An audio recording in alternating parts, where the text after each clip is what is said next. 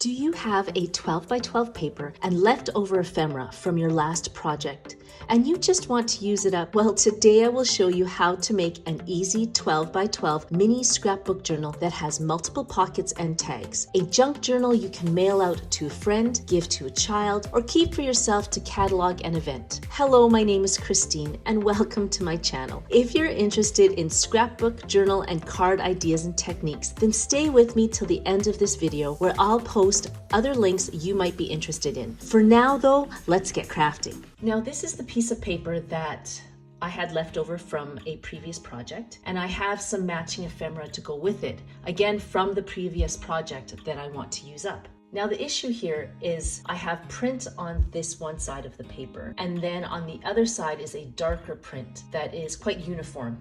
Now, here's where the issue lies, is how do you want this scrapbook journal to look like? Do you want this lighter side on the outside of your journal or the inside of your journal? Or do you want this darker green side to be on the outside or inside of the journal? You actually have to play around with it before you cut and score. Now here you want to score at 3 and 8 inches. This back side is actually going to be the inner part of my scrapbook journal because I really want to showcase the other side. And so I flipped it over so that I could actually score these in the right measurements. So the next thing you want to do is turn it clockwise and score at 4 inches.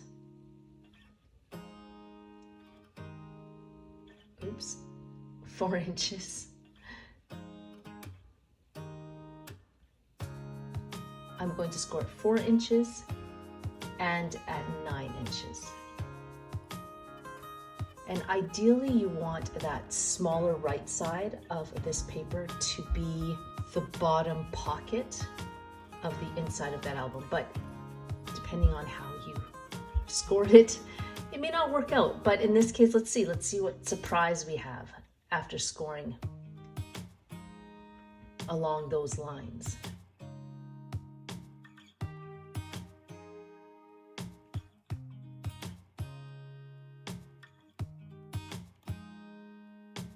So this is the base of your scrapbook journal. The next thing you want to do is cut mini triangles into these pockets that you're going to be creating. And the reason why you're doing that is that it allows for you to add more elements into the scrapbook journal, and it also allows for easy closure of the scrapbook journal. If you don't put these, I guess what you would call darts, in this album, then you won't be able to close it. So you have one of two choices. You can use your Fiskars to cut the lines, or you can use scissors. In this case, I'm going to use my X-Acto knife. And to be honest with you, this was inspired by Pink Strawberryz. She is a creative genius, and I wanted to do my rendition of what a 12 by 12 one-page wonder would look like if I was to create one. So if you're interested in more one-page wonders, she is the person you gotta go and see. She's pretty awesome. I'm usually a Fiskars girl, but in this case, I'm gonna try this with an X-Acto knife.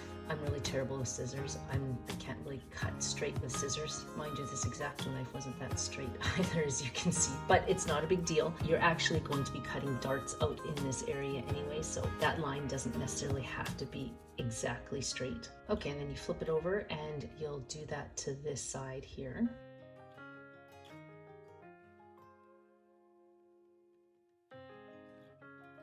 Now you want to create little mini triangles or darts. They don't have to be too wide, very narrow. And I like to draw lines out because I'm not that accurate with, again, with my scissors.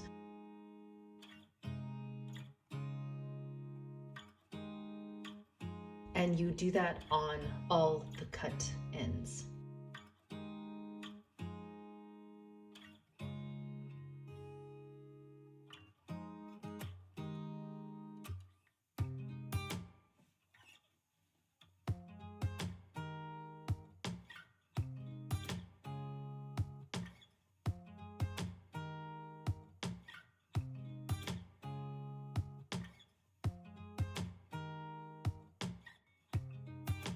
And if you love this color, this olive green color. We are currently in what I call the Sage Collection, which is a compilation of videos that showcase or show you how to set up a scrapbook journal. And if you love ephemera, you love stamping, but then you also love journaling, then these videos are for you. So I'll post some of those videos at the end of this video, or you can go to my channel where you will see a ton of videos on how I create this scrapbook journal and all the tags and all the fun stuff that you see in there.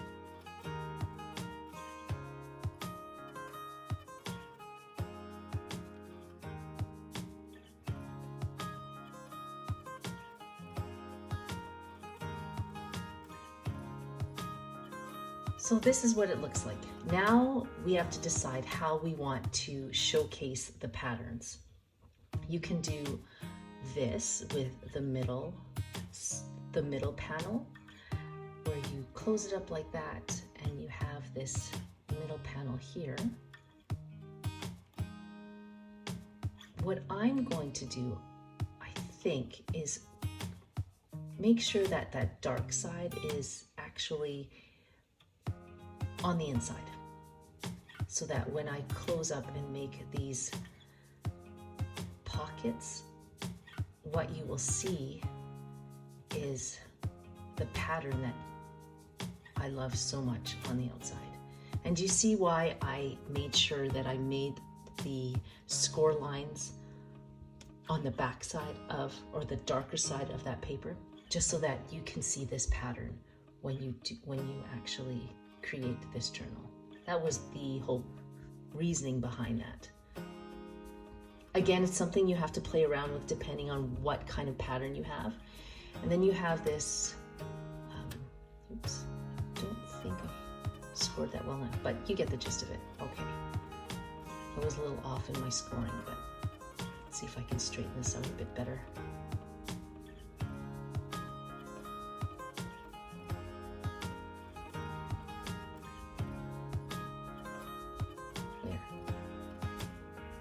Now, before we start to assemble this album, I always like to corner my edges. You don't have to, but kind of gives it a different look.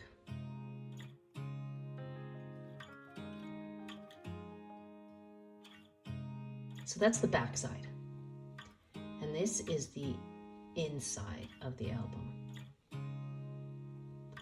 Now, one of the things you can do is kind of make an accordion type of album. Instead of closing those two flaps on either side, you can actually do an accordion so that maybe these butterflies can show. But in this case, I'm actually just gonna fold it. I like the idea of having them on the inside. And here I am, so precise. I'm so type A, oh my goodness. Okay, like you could see that, but I mean, yeah, that's me and my desire to make sure everything is perfect. Okay. So here are the two pockets. And before you adhere them, there's one thing you need to do. The type of closure I'm going to be using on this album requires that I do not do this right away. So let's pause here before I continue adhering these pockets. You actually have to create the closure first. The type of closure I'm using here is one of my all-time favorites. I call this brad eyelet closure, the brad closure. I don't know, I'm just making it up. The brad eyelet closure. It's a type of closure that you would never ever think to use your eyelets and brads in this fashion. So I think it's an amazing hack, and I challenge you to use this in your card closures or your book closures. You'll use it a lot. So what you'll need is a brad and eyelet, the larger sizes, and some embroidery floss. And for this mini journal, you will need 36 inches. I feel like I'm in Fabricland. Isn't this what they do? Anyways, okay. And the reason why you want a long piece of embroidery floss is you're going to wrap it like this. So it gives this beautiful layered effect to your floss or your closure.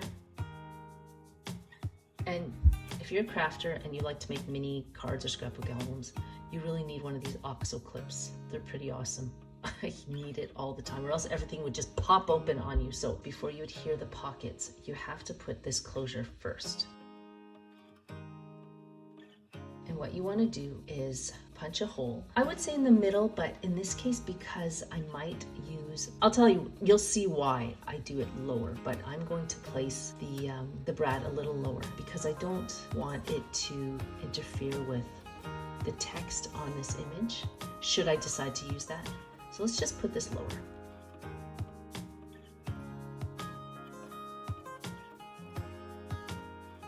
Now,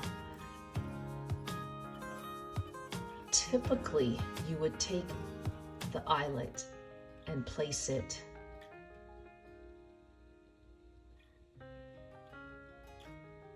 well, you just take the eyelet and place it the way you're supposed to place it. But in this case, we're gonna do everything backwards.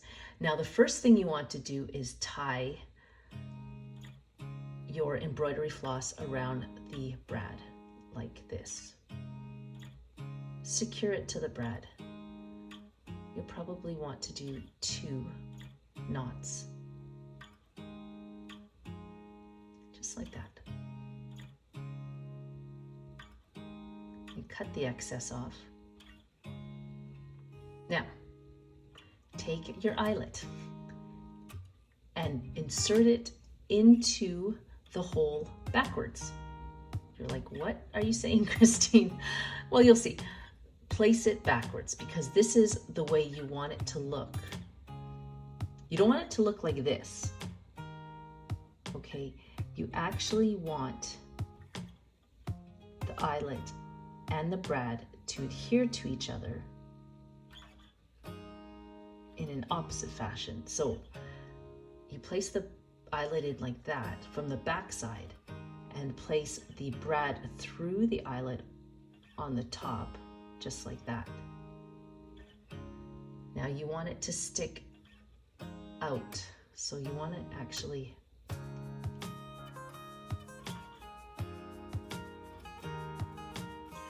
take the tail of the brad and make sure that it is flat against the cardboard. Now you can see how the eyelet just wants to keep popping off. Now you want to make sure that that doesn't happen, so you want to use adhesive and glue that down.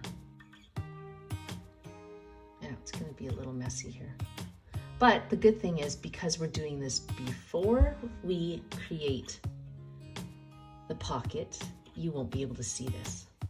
So let that set.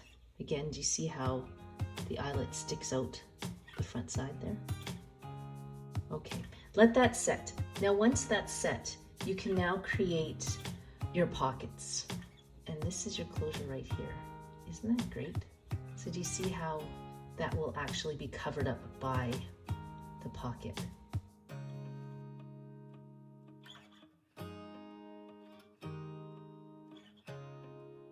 And there, I'm just gonna leave the other side open so that it's easy to pull out any of the elements that you place in there.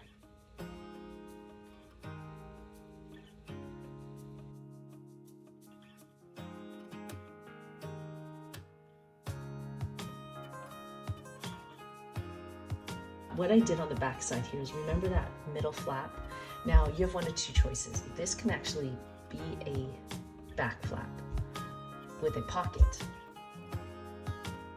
And because of this closure, you don't really need anything on that back flap.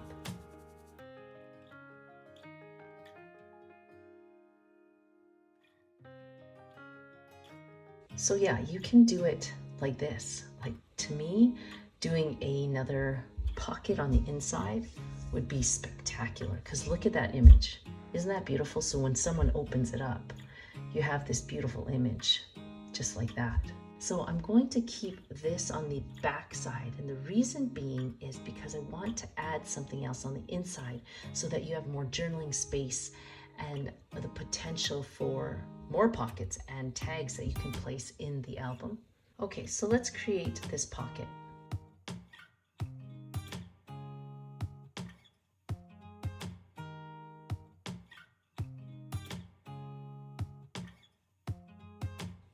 can stick something in there.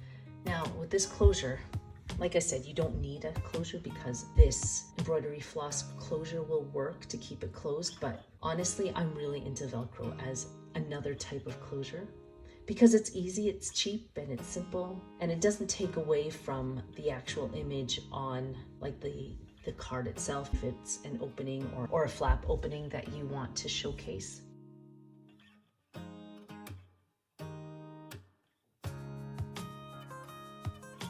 Let's make it more elaborate. There's quite a bit of space in this mini junk journal. So what you want to do is take a piece of paper that's 4 3/4 by 9 1/4, and then fold that in half. And this was again left over from this mini album journal that I did last week. And if you're interested in how I did this one, this is again another one-page wonder. I only used one 12 by 12 to create that. So if you're interested in how I made that, check that video out. And here are some of the leftover ephemera that was from that project that I'd like to use here as well.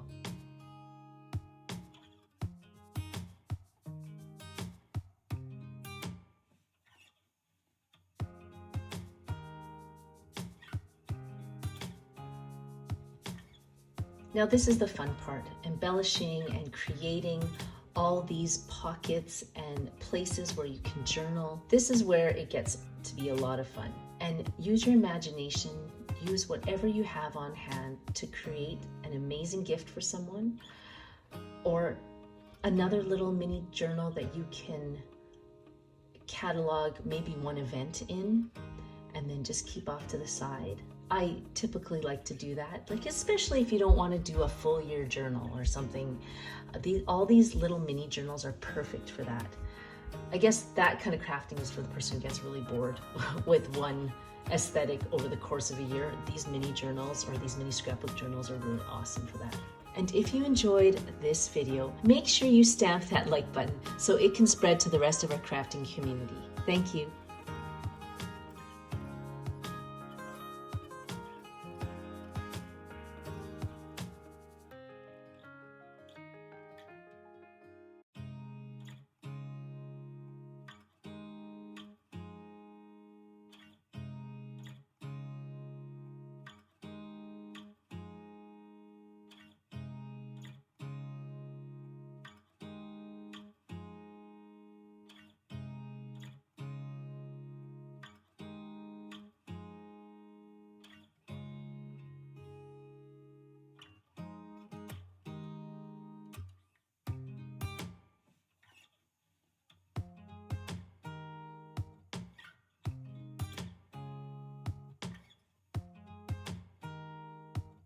Now what I'm going to do is place some tags behind this little mini central book here, and I'll cut it at 4.5 by 4 inches. But I want some of it to stick just out because I will add some tag toppers that will just add interest to the album.